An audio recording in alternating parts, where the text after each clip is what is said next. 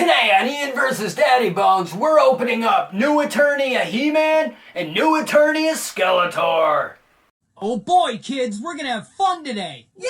Hey! Alright! How is everyone doing tonight? Hey! Alright!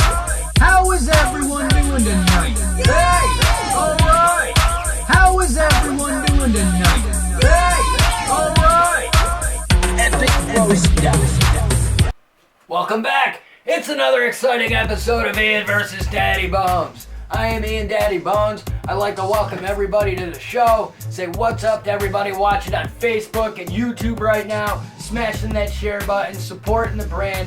Give a special high five and a nut tap to all the Patreon subscribers. I got a new episode of the Original Geeks podcast available for y'all to start off the month of December. I actually filmed that shit before this episode, talking about the return of CM Punk to WWE. But I want to welcome everybody to the show. I'm going to be opening up 2 Masterverse figures today, continuing being all festive and jolly during this holiday season. Like I said, for every episode this month, I'm going to be opening up a new pair of He-Man and Skeletor variants within the Masterverse line of Masters of the Universe figures. Last episode on the show, as you can see, front and center, I opened up Flash Gordon He-Man and fucking Space Nazi Skeletor from the 1990s New Adventures line, which I thought absolutely fucking sucked. For more on that, you can go watch last week's episode. But today, I'm really excited to be opening these 2 figures because this version of He-Man, this version of Skeletor is part of Wave 4 of Masterverse, which also includes the classic Teela figure that I opened previously on episode 49 when I opened up Prince Adam.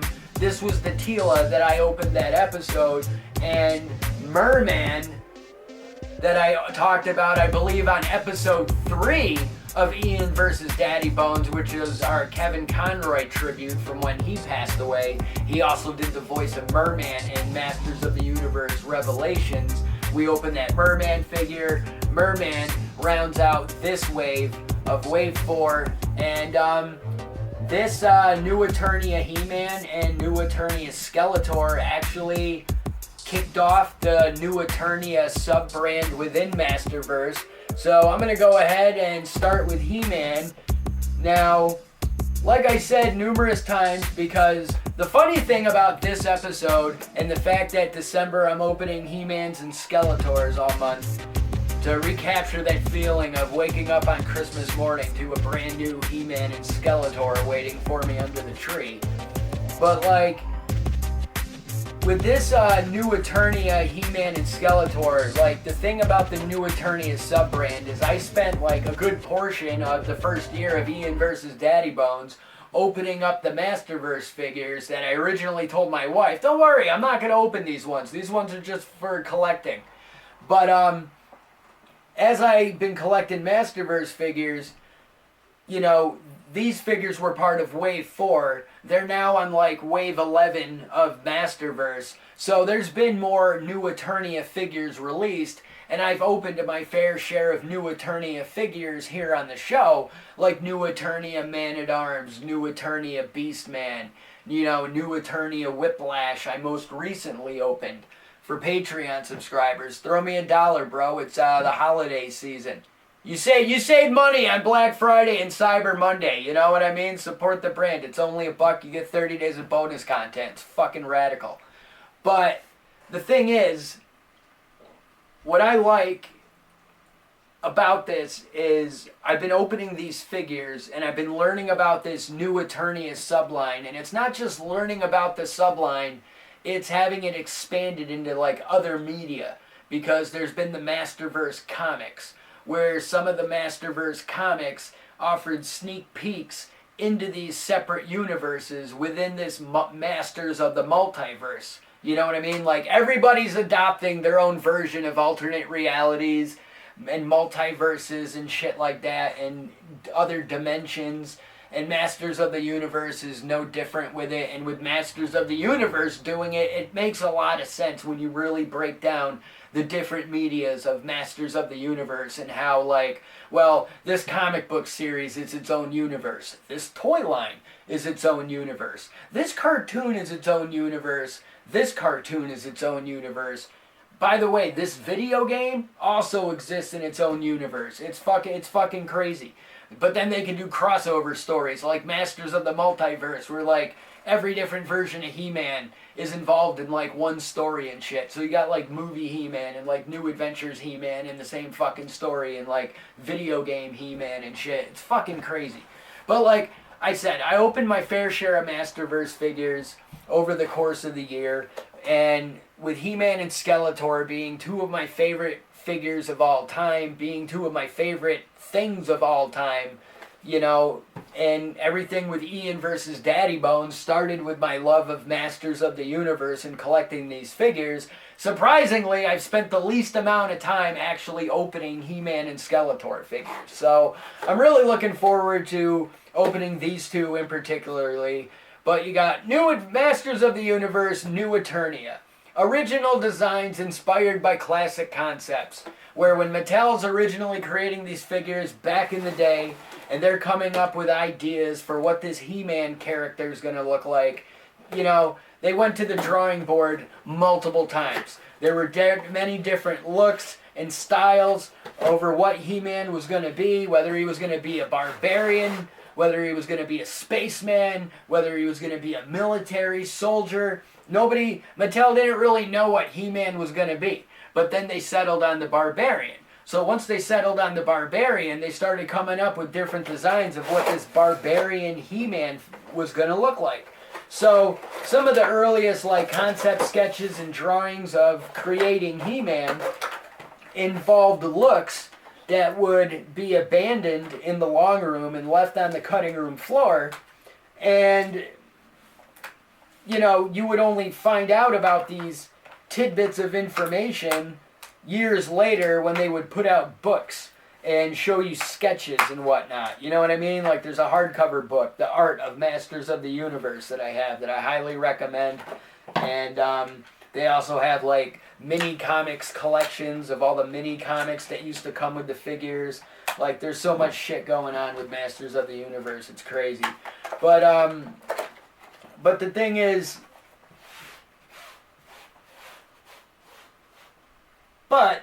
is, you see like these concepts in like a book and be like, okay, that's cool, and never think anything else of it. But then, you know, shit like this happens where now they have a brand new Masters of the Universe toy line that's coming out. So now they can come up with other ways to introduce new versions of He-Man and Skeletor, which isn't a bad thing as long as you don't go nuts and get out of control with it like the 2000 and X toy line did. But like, I grew up with variants of He-Man and Skeletor. I'm familiar with the Thunder Punch and the battle armor and whatnot, and the flying fists. I totally get it. But like, with this particular brand, like sub-brand with New Eternia, it's just amazing because they're able to basically reboot He-Man without rebooting He-Man. Like, we're rebooting it but telling this version, you know what I mean? Like, I don't look at this as a reboot, even though it kind of is a reboot. I kind of look at like no different than like Marvel or DC telling a variation of a story, you know what I mean? Where it's easy for comics to be like, oh, in this universe, this world exists. This is how this is. You know what I mean? Like I'm just like thinking off the top of my head the way they introduce like Spider-Man Noir. But like how it's that type of universe where he's a black, you know what I mean? Black and white Spider-Man Noir style, but he's like punching Nazis and shit. But for like New Eternia, I like how they're able to take these back in the day classic concepts and integrate the shit. And I'm gonna get to some of this in a moment. I'm just trying to be quick and pop out these accessories because the reality is I'm trying to get more streamlined with my production of the content. So I'm trying to pace myself a little quicker, like keeping up the quality of the videos, but at the same time trying to shorten them down in the process if I'm able to. But looking at this new Eternia He-Man, the back of his box, He-Man, the most powerful man in the universe. The most powerful man in the universe explores the world of Eternia, seeking to stop the sinister Skeletor from forging the scimitar of chaos. He can feel the twilight in the world coming. He can feel it in his bones. He must find the megalomaniacal madman and put an end to his havoc once and for all. The fate of the universe demands it. And this is a new style design for He-Man, which I gotta say, I do not have a problem with it, because with a lot of the classic concept art that I've seen for Masters of the Universe, I've seen early sketches of He-Man where he was wearing a helmet that had fucking horns on it. You know what I mean? So he's got this Viking helmet, and he just looks absolutely sick with it. I'm trying to get his joints all posed and trying to test out his legs here. Let's see here. But like, right off the bat, he's got a different design to his battle harness, chest harness, whatever you want to call it. He's got a more... It's not exactly the Iron Cross, but it resembles the Iron Cross on his chest symbol, but honestly, to me, looking at it, it kind of looks like it's like a volunteer fire department or something. But this He-Man is also wearing these gold shoulder pads, which are pretty dope, I gotta say. Trying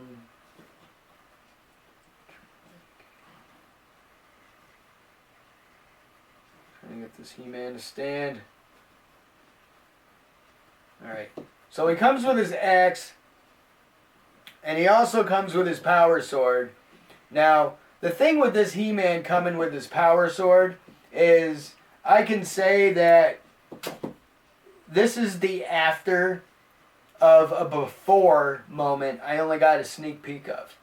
And what I mean is, in one of the Masterverse comic books, actually I'm going to take He-Man's other hand so he can hold his sword. In one of the Masterverse comic books, it focused on Prince Adam and Jitsu, and I believe I flipped through that issue for Patreon subscribers. That story in the Masterverse comics introduced Battle Armor He-Man. But when I opened the Battle Armor He-Man figure, the description for Battle Armor He-Man identified Prince Adam as General Adam. Oh shit, that fucking hand went flying. There it goes. It identified him as General Adam on the back of the packaging, not Battle Armor He-Man. So what they basically said was, what you're seeing is you're not seeing Battle Armor He-Man like you're expecting to see Battle Armor He-Man. What you're seeing is Prince Adam as a general in the Royal Eternian Army wearing his battle armor. So he's ready to go to war, and it's He-Man, but it's Prince Adam with a fucking beard, and he looks sick as fuck. Trying to think, hold on, I'm trying to get this He-Man fucking posed. It's Prince Adam in his battle armor, and the way the story goes is he's actually on his way to the Isle of Grayskull for a mission that he doesn't know about yet, but he just knows that he has to go there, and when he gets there, he's eventually going to get the power sword, and this is the version of He-Man that Battle Armor Adam, General Adam, will become. And just trying to... There we go. Right. There we go. Fuck yes. Awesome. No, alright, now that I got him all situated. Okay, so we got this, new Eternia He-Man. This, Viking, barbarian-looking He-Man. I mean, I'd say he's more barbarian than Viking, but, he looks badass. I'm trying to get him to fucking stand up, but he doesn't really want to stand upright. I don't know why.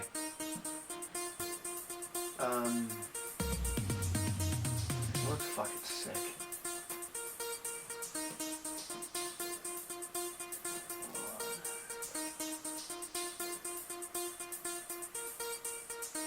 There he goes, for the most part. Hopefully, he'll probably fall back.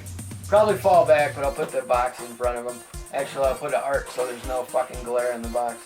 But, there you go. You got new Eternia He-Man. He's got his shoulder pads. He's got his Viking helmet. He looks absolutely fucking sick. He comes with his axe. He has his sword. Surprisingly, he does not have a shield, even though it shows him having the shield on the back of the box. But it's really not a big deal because, honestly, I got He-Man.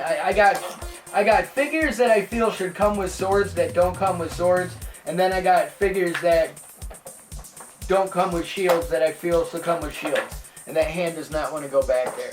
However, another thing this He-Man has is he does have an alternate head, which is up to you to decide if you want to swap out the heads, whether you want your He-Man to be rocking that Viking helmet, or if you want this He-Man to be looking more vintage to a degree, even though it's not exactly a vintage He-Man sculpt. It's a new, fresh He-Man sculpt for new Eternia. But nonetheless, he still looks pretty fucking dope. And I gotta say, that's like a badass figure because, like, he's like, he's not wearing the fuzzy pants. He's wearing, like, cloth pants. And he's got his boots. But another thing is, he has this boot knife, which has been seen on a lot of back in the day sketches for He-Man concept and development stage. Prototype figures like the Lords of Power, He-Man had the boot knife, but the boot knife was later removed from the final figure for production. So the boot knife is always a dope little extra to see. So I really like seeing that boot knife, and I'm marking out for the boot knife. I'm totally excited for that. But he's got his power sword, which I think is dope. Because like I said, he comes with a power sword. He doesn't come with a shield. He has his axe. But it's like the Savage He-Man comes with a power sword. Like the Savage He-Man comes with a power sword, but he doesn't need the power sword to become Savage He-Man. That's not how he becomes Savage He-Man. He does it without the power sword. But then you have the God Mode Evil Lynn that I ordered off Mattel Creations that came in a nice box. And she doesn't come with a power sword when she becomes God Lynn by saying by the power of Grayskull once Evil Lynn gets her hands on the power sword. But he looks amazing with the accessories he does come with. You know what I mean? I don't really, at this point, I'm not really concerned with the shield. Yeah, I've got plenty of He-Mans that come with shields, and fucking Flash Gordon He-Man over here, his shield's not even gonna stay right, which I think's stupid. He's got his like wrist gauntlet bracer and whatnot, and it's got like this hex shaped, like Allen wrench shaped fucking hex hole, but his shield has a round peg that's not fitting comfortably in the spot that it's made for, which I think is a dumb design flaw. But yeah, this is totally a great He-Man figure. I mean, I will say my only complaint about these Masterverse figures is they're great for like displaying them on a shelf like that, and sometimes you're able to pose them decent. But figures like this He-Man is limited because of the shoulder pads, even though they can be removed. But it just adds that extra detail to his armor and adds something new to his overall similar, familiar design that we all grew up with. But it adds new things like the boot knife and you know, he's got the different look for his fucking man panties. And, you know, the final touch would be the Viking helmet. So, I'd say he's a pretty dope He-Man figure. But, moving on, it's time to crack open this new Eternia Skeletor. And one last thing about He-Man I could say before we move on to Skeletor is we've seen Prince Adam wearing the battle armor, being General Adam with a beard, on the boat, en route to the Isle of Grayskull. But he hasn't exactly gotten the power sword yet. He hasn't said, by the power of Grayskull. So that moment, in that universe, in this new Eternia world, we haven't seen He-Man become He-Man or utter the words for the first time yet. So it is interesting seeing him first and then being like, wow, they're already coming out with a battle armor variant? Like, we don't even know much about this new Eternia world, but through the comic book, they added another layer to it because you have the back of the box description for Prince Adam where they call him General Adam and identify him, but then you have the story of General Adam wearing the battle armor, and at the same time, they have Jitsu in that story, which introduces the new Eternia Jitsu figure that I also already opened up on the show. But before I get to this new Eternia Skeletor, it says, Masters of the Universe, new Eternia, Skeletor, evil lord of destruction, using his mastery of mystical havoc energy, the madman Skeletor uncovered the violent spell that can forge the Scimitar of Chaos, a weapon that collects souls and grants ultimate power to he who wields it. In an undisciplined hand, however, it will bring about the end of Eternia.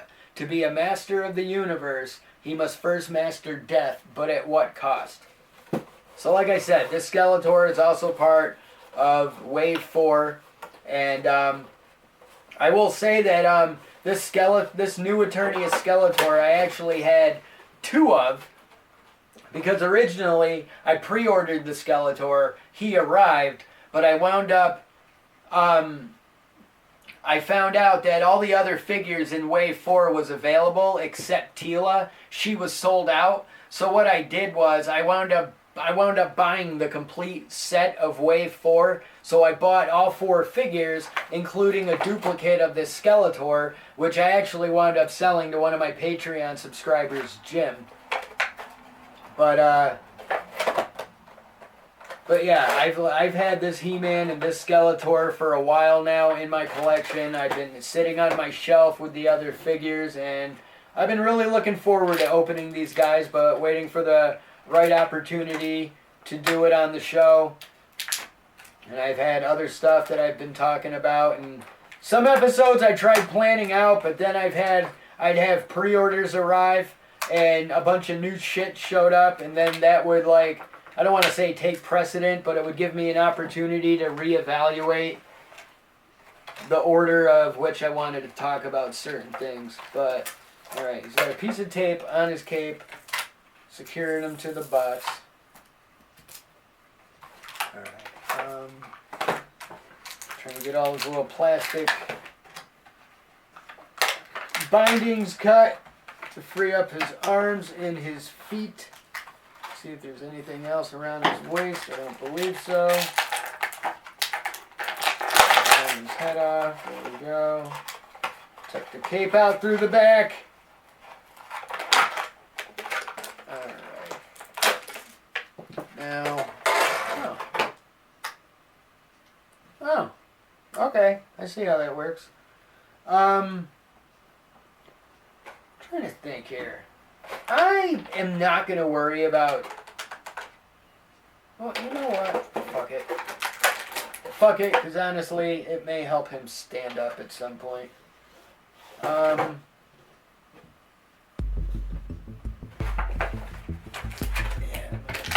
Might as well pop that out too, just to have. Alright. Give me a moment to play with myself.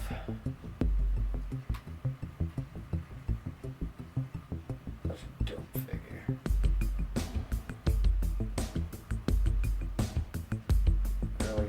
Really interesting head sculpt for the Skeletor.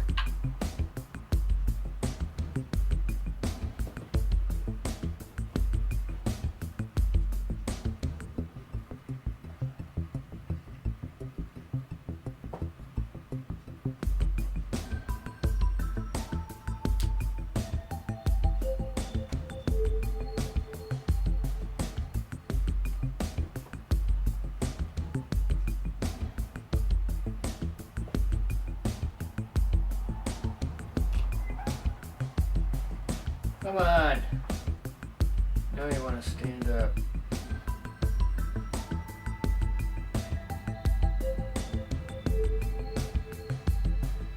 Actually, put the haversack in first. Yeah, my only complaint with these figures is sometimes the hands are really difficult to get some accessories in.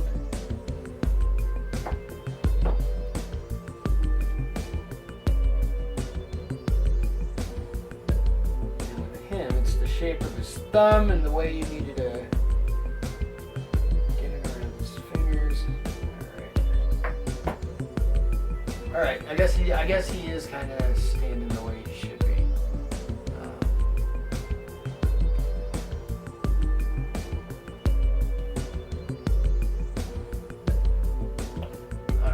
Now, his cape, I noticed when I went to slide it out of the packaging.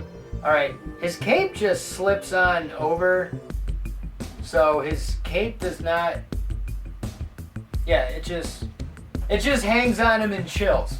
But basically, like I was saying, with this He-Man having his freaking Viking helmet and his shoulder pads and his boot knife, this Skeletor has his Havoc staff, but he also comes with this scimitar, which,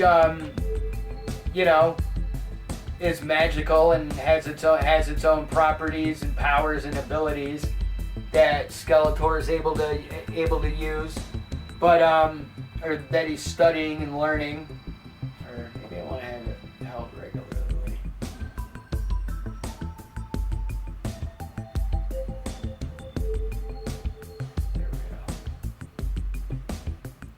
But no, you could take his cape off, and he's wearing his more traditional Skeletor looking armor, even though it's got a slightly different variant with its design.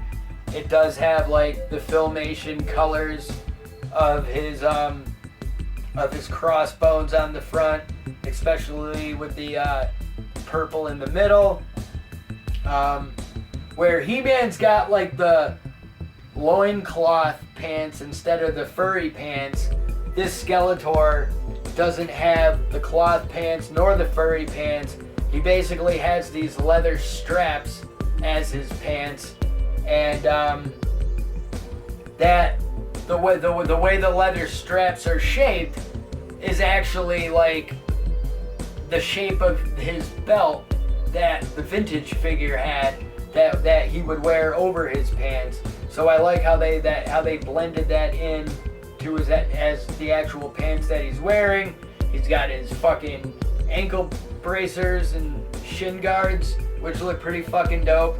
And in this Skeletor, instead of having a purple hood, this Skeletor is wearing a helmet that has a spike in the front, and it's his barbarian helmet. And the cool thing about this Skeletor, the nice little attention to detail added touch, is this Skeletor has a goatee, which is coming off his bone chin. So I'm not trying to get into how exactly he's able to grow hair out of bone, but the Skeletor has a goatee. But the reason he's got a goatee is because with his abandoned concepts and stuff that was left on the cutting room floor in the beginning, Skeletor's creation, there's been different stories and origins for Skeletor, and one of his origins and stories involves like Skeletor, like Keldor's soul being fused with this character Demo Man, which was like this green hulking beast that had like a ponytail and a beard, a long goatee, and had like this like hammer or a mallet or a club as a weapon. And so like the two souls were fused together, and thus that's how we got Skeletor. And in the Masters of the Universe Classics line, they actually made a figure based on Demo Man. So Demo Man exists as a figure in the Classics line. So, you know, it's interesting to see that little nod and added touch to the design of the Skeletor. But overall, he looks fucking sick. And honestly, too, real quick, as I look at him from the back, he does have a little sword holder on his back of his armor, so you could actually just put the sword behind him and have him with the Havoc staff. And honestly, now that I got him posed standing up, he actually looks really good standing next to He-Man. I'm not having any issue with both of them standing up on their own. But the one thing I can say is, with him having the sword in his, well, you know what? No, I don't think that would work. Because I'm looking at it right now, and it's like, well, you know what? Let's take the sword out. Let's see if I'm able to do that real quick. Hold on. Okay, if the sword wants to come out now. There we go. Alright. If I take his hood, put it back on.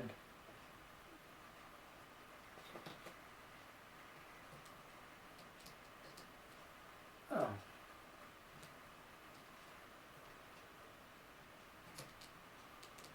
There we go.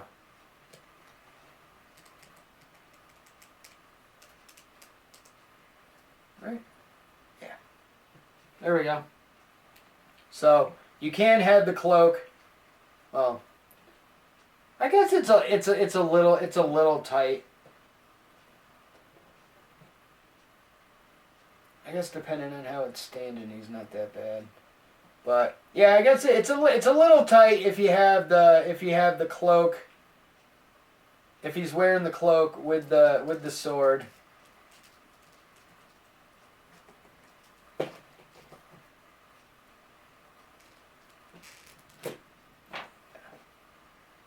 don't know. I think for the sake of having him wear the cloak, hold the fucking sword. But yeah, that's what I'm gonna do. Put that back in his hand.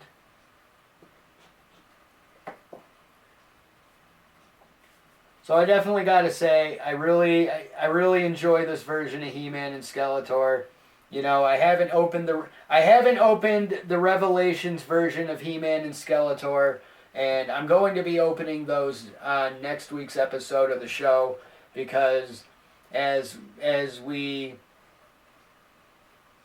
continue with December and get closer to Christmas, we're getting closer to the end of the year and rolling into January. I'm excited for Masters of the Universe Revolution, which is coming to Netflix. And as far as the Masterverse line, the Revolution figures have already started to show up with the most recent Wave 11, and Wave 11, which includes new Eternia Trapjaw, new Eternia Man-at-Arms, but it also has Revolution Sorceress Teela and Revolution Skeletor, which the internet's calling Skeletech, even though the package says Skeletor, but this is jumping the gun and spoiling it for us already by showing us what Skeletor looks like after the ending to the last episode of Masters of the Universe Revolution. So, yeah, I'm really excited with the direction of this new Eternia universe, because not only are they exploring it and introducing it through figures, but without a cartoon, they're doing it through comic books.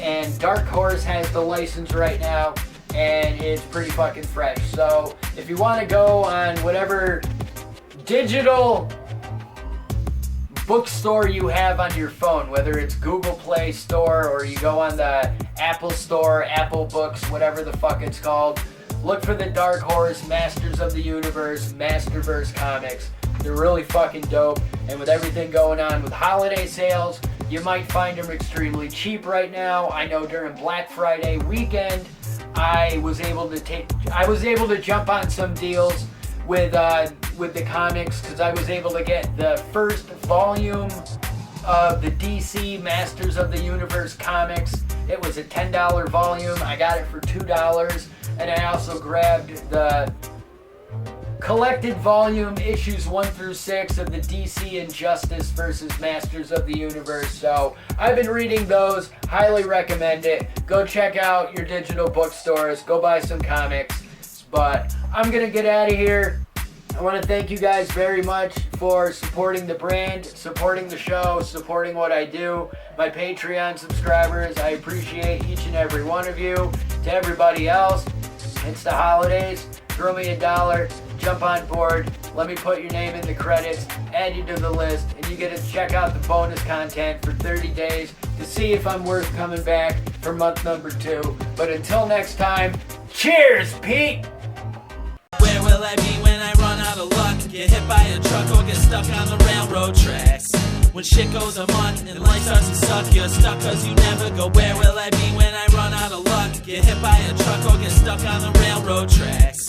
When shit goes amok and life starts to suck, you're stuck cause you never go back. You can't hide and you can't pretend, cause I'll punch you out like Wendy and Glenn. Some things you learn in the school you attend, but the things that I say you can't comprehend. I ain't no hippie and I ain't no punk. I don't smoke crack and I don't do junk. I'll just sit down and smoke a fat bong, pull out my guitar and sing a fat song. There's your motherfucking American Idol, putting $2 a gallon down the gas hole. 10 million votes for the next asshole.